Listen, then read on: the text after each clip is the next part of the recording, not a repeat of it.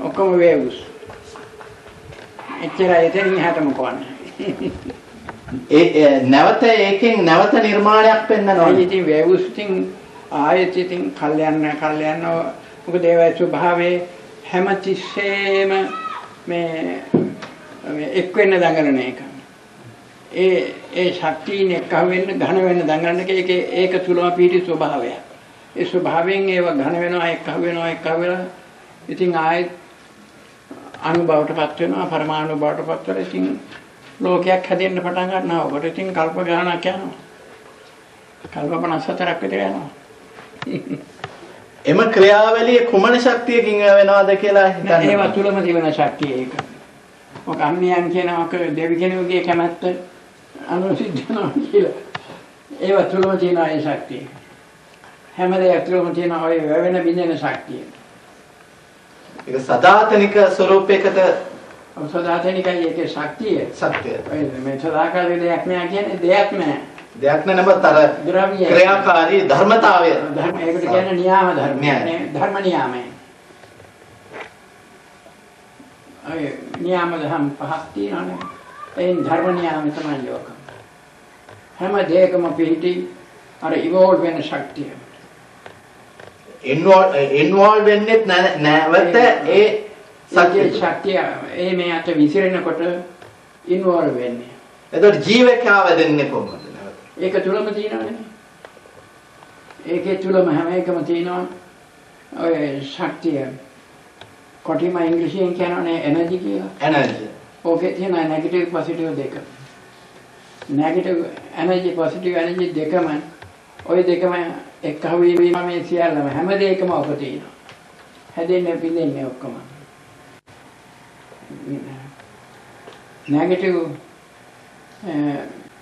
වැඩි වෙනකොට රූප ධර්ම වැඩි ගස්ගල් ආදී.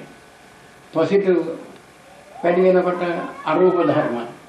ඔය දෙකම එක මට්ටමට එනකොට දිව්‍ය මනුෂ්‍ය ඔය ස්වરૂප. නෙගටිව් භෞතික පෙනෙන ස්වરૂපයෙන් නෙගටිව් පැත්තනවා. එතකොට පොසිටිව් ධන ක්‍රියාවලියෙන් අරූප ස්වરૂපේ. පොසිටිව් ඒක ආණ්ඩු කරන ශක්තිය. දැන් ওই බොහෝත බාධා කරන මාර බලවේග සියල්ලම නෙගටිව් ශක්තියටයි කියනවාද? නෑ මාර බලවේග කියන්නේ ඒව නෙවෙයි. මාර නමින් දේව විශේෂයක් ඉන්නවා. ඒගොල්ලෝ ඇයි එහෙම කරන්නේ දැන්? ඒගොල්ලෝ දැන් සමහර ගම්වල ඉන්නවනේ මහා මේ බල සම්පන්න ඡන්දි. එයාගේ පිරිසකුත් ඉන්නවා ඒ වගේ. දිව්‍ය ලෝකෙත් ඉන්නවා මනුෂ්‍ය ලෝකේ වගේම දිව්‍ය ලෝකවලත් ඉන්නවා ඒ ඡන්දි පාටියකට තමයි ඔය මහරවි කියලා කියන්නේ. ඒකේ කැමති නෑ. ඔය තපස් දහම් රැක්කා කරන අය මහ වීලුවක් මෝඩකමක් කරන්නේ මේ හොඳට කාල වේලා ඉන්නේ නැතු. ඔහොම හිතන දේවතාවෝ ඉන්නවා. එහෙම කට්ටියක්ම ඉන්නවා. මේ ඒ කට්ටියටයි මහරවි කියලා කියන්නේ.